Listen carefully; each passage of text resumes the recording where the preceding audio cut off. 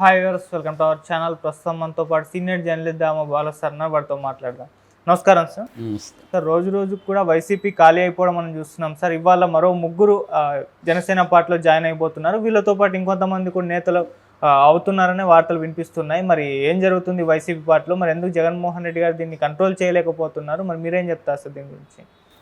చంద్రబాబు ఒక తిరుగులేని దాని ఏమంటారు అస్త్రం అని వైసీపీ మీద ప్రయోగించాడు. ఎవరు ఊహించలే. మామూలుగా చంద్రబాబు అధికారంలోకి వచ్చి 3 నెలలు అవుతున్నా కూడా జగన్ని ఏం పట్టించుకోలేదు, జగన్ని తొక్కేయాలి అని తెలుగుదేశంలోనే ఒక రకమైన అసంతృప్తి విపరీతంగా ఉనింది. చంద్రబాబు ఎందుకు ఏం పట్టించుకోవట్లేదు, అందరూ కూడా విచ్చలవిడిగా తిరుగుతున్నారు వైసీపీలో, చంద్రబాబు ఎంత చేతగాకుండా ఉన్నాడా, ఇలాంటి నెరేటివ్స్ మనం చూసాం. చివరికి ఆంధ్రజ్యోతి రాధాకృష్ణ కొత్త పలుకులో కూడా జగన్ని పాతాలని తొక్కేయాలి, అది తక్షణ కర్తవ్యం అని కూడా ఓపెన్గానే ఆయన దాచుకోలేక రాసేశాడు. సో ఆ స్థాయిలో అసంతృప్తి ఉన్నప్పుడు చంద్రబాబు ఎవరు ఊహించిన విధంగా ఒక బలమైన అస్త్రాన్ని జగన్ మీదకి వదిలాడు. అదే లడ్డూ అస్త్రం. లడ్డూలో జంతు కొవ్వు కలిసింది అనేది ఆయన అనౌన్స్ చేసేసాడు. అప్పటికి ఇంకా రిపోర్ట్ ఉందని తెలియదు, ఏమీ తెలియదు, ఉన్నట్టుండి అనౌన్స్ చేశాడు. దాని తర్వాత ఎన్డీడీబీ ఇచ్చిన రిపోర్టు బయటకు వచ్చింది. దాని తర్వాత పవన్ కళ్యాణ్ రంగంలో దిగాడు. ఇలాగా జగన్ని ఊపిరి తీసుకొనియకుండా, అంటే ఊహించని సర్ప్రైజ్ అటాక్ అంటాం, అటువంటి ఒక సర్ప్రైజ్ అటాక్ చంద్రబాబు చేశాడు. ఇది జగన్ మీద జైలుకి పెడతానో కేసులు పెడతానో జగన్కి సింపతి వచ్చేది. కానీ చంద్రబాబు ఊహించని క్లవర్ ఇంటెలిజెంట్ అటాక్ ఏదైతే ఉందో ఇది జగన్ని కంప్లీట్గా డిఫెన్స్లో పడేసి, జగన్కి ఎలా రియాక్ట్ అవ్వాలో దీని పట్ల అర్థం కాలేదు. జగన్ వైపు నుంచి ఎవరు రియాక్ట్ అయ్యారు? ఫస్ట్ వైవి సుబ్బారెడ్డి అయ్యాడు. ఆయన కూడా ఏమయ్యాడు? నిరూపించాను, ఇంకోటి ఛాలెంజ్ చేస్తాను అనట్లే. ఫస్ట్లో ఆయన ఏమన్నాడు? నేను ప్రమాణం చేస్తా, భార్య బిడ్డలతో వచ్చి నువ్వు చేయన్నాడు. ప్రమాణాలతో తెగేది కాదు కదా ఇది. అబద్ధం చెప్పి కూడా మనం ప్రమాణం చేయొచ్చు, ఏమవుతుంది? కాబట్టి రియాక్ట్ అవ్వల. చివరికి జగనే రంగంలో దిగాల్సి వచ్చింది. మామూలుగా అయితే వైసీపీలో ఒక డజన్ మంది రంగంలో దిగి అటాకులు మొదలు పెడతారు.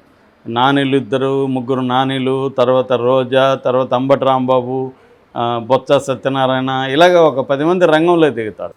కానీ ఇక్కడ ఈసారి ఎవరు రంగంలో దిగలేదు. ఓన్లీ వైవి సుబ్బారెడ్డి, జగనే ఉన్నారు బిగినింగ్లో. అప్పటికి లేట్ అయిపోయింది. దాని తర్వాత భూమన కరుణాకర్, నిజానికి ఆయన ముందు దిగి ఉండాలి. ఎందుకంటే ఆయన టీటీడీ చైర్మన్గా తర్వాత మొన్నటి వరకు ఆయనే కదా ఉన్నాడు, తెలుగుదేశం గవర్నమెంట్ రాకముందు. వైవి సుబ్బారెడ్డి అంతకుముందు ఉన్నాడు. సో ఆయన రంగంలోకి రాలేదు. రోజా వీళ్ళందరూ తర్వాత మెల్లగా వచ్చారు. సో జగన్ రంగంలో దిగి జగన్ ఏం చేయాలో తెలియక జగన్ లెటర్ రాశాడు. ఆ లెటర్లో ఏం రాశాడు? మీ బీజేపీ మంత్రులు రికమెండ్ చేసిన వాళ్ళు అందరూ టీటీడీ బోర్డులో ఉన్నారు కదా, వాళ్ళకి తెలియదా వాళ్ళు ఏం చేస్తున్నారని అది రైట్కి వచ్చింది జగన్ అడగడం. ఎందుకంటే టీటీడీ బోర్డు తెలియకుండా ఇట్లాంటి కల్తీ వస్తుందా? వాళ్ళు మరి బోర్డు ఏం చేస్తుంది? బోర్డులో బీజేపీ వాళ్ళు ఏం చేస్తున్నారు? హిందూ మతానికి పరిరక్షకులు అని చెప్పి బీజేపీ ఏం చేస్తుంది? ఇవన్నీ ప్రశ్నలు కరెక్టే, కానీ అది సరిపోదు. ఇది ఎందుకంటే ఇది పొలిటికల్ అటాక్, అతనేమో టెక్నికల్గా అడుగుతున్నాడు, అది సరిపోలేదు. దాని తర్వాత రోజాను రంగంలో దించారు. దాని తర్వాత నిన్న లేటుగా ఎవరు మన నాని, కొడాలి నాని అండ్ పేర్ని నాని రంగంలోకి వచ్చారు. తర్వాత అంబటి వచ్చాడు. ఇలాగా మెల్లమెల్లగా వైసీపీ వాళ్ళు జగనే వాళ్ళని ఏంటి మీరు అన్నట్టుగా పంపించాడా అన్నట్టుగా ఉంది. ఎందుకంటే జగన్ రివ్యూ మీటింగ్లు పెట్టి దీని మీద చేశాడు. సో ఇదంతా సరిపోవట్లేదు. అంటే తెలుగుదేశం చంద్రబాబు విసిరిన అస్త్రాన్ని తట్టుకోవడానికి రెడీగా లేరు, వాళ్ళు బలహీనంగా ఉన్నారు. ఇది నేషనల్ వైడ్ పేరప్ అయిపోయింది. హిందూ సంఘాల రంగంలో దిగాయి. ఆ తర్వాత వైసీపీ సోషల్ మీడియా అనేక ప్రశ్నలు లేవనెత్తింది. నిజానికి అనేక ప్రశ్నలు ఉన్నాయి దీంట్లో, కానీ ఇవన్నీ ఆలోచించే లోపలనే వెళ్ళిపోయింది. అదేదంటారు కదా, నిజం బయలుదేరే లోపల అబద్ధం ప్రపంచాన్ని చుట్టూ వచ్చేస్తుందని.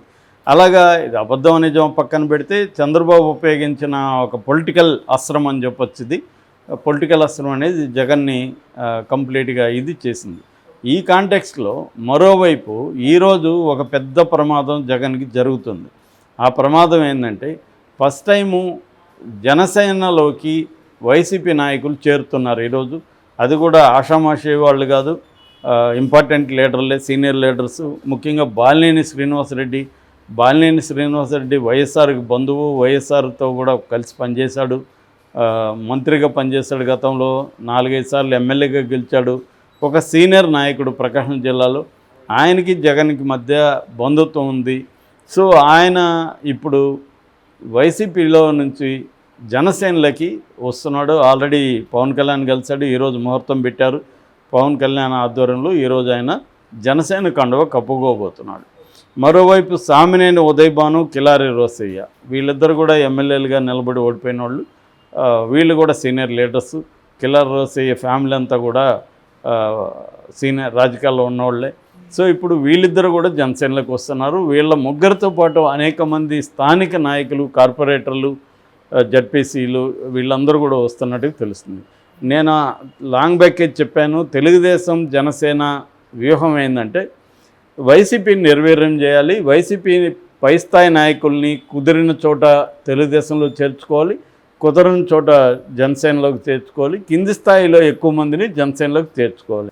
ఎందుకంటే జనసేన సంస్థాగతంగా బలంగా లేదు, బలమైన నాయకులు లోకల్గా లేదు.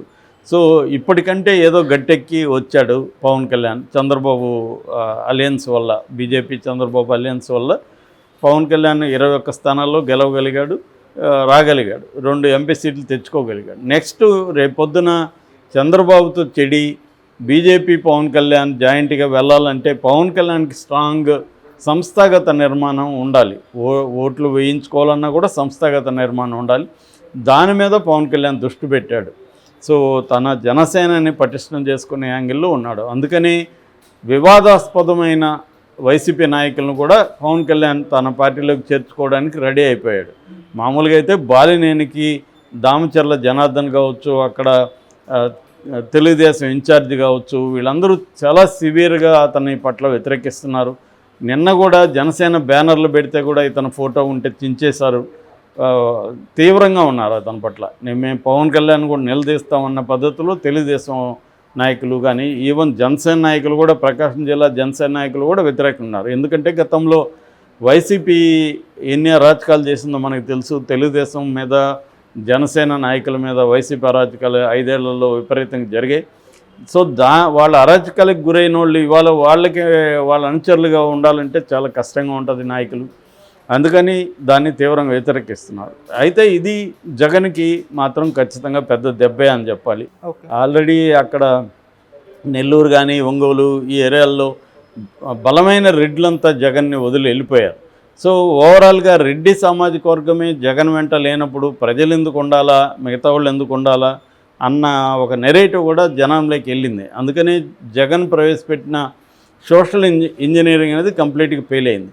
అయితే దీని పట్ల జగన్ ఎలా స్పందించాడంటే, నిన్న ప్రెస్ మీట్లో ఆయన మాట్లాడుతున్నప్పుడు అడిగారు, ఇట్లా సీనియర్ నాయకులు, పెద్ద నాయకులు వెళ్ళిపోతున్నారు కదా అడిగితే ఆయన చాలా అది సగం లేసేసి మనిషి పైకి, యా సీనియర్ లీడర్ అమ్మా, పోతే పోనీలే మళ్ళీ వస్తారు అనేసి క్యాజువల్గా వెళ్ళిపోతున్నాడు. తర్వాత ఏమో మన పేర్ని నాని, ఆయన కూడా వైసీపీలో శాశ్వతంగా ఉండేది ఇద్దరే, మిగతా వాళ్ళంతా మధ్యలో వచ్చిపోతుంటారు.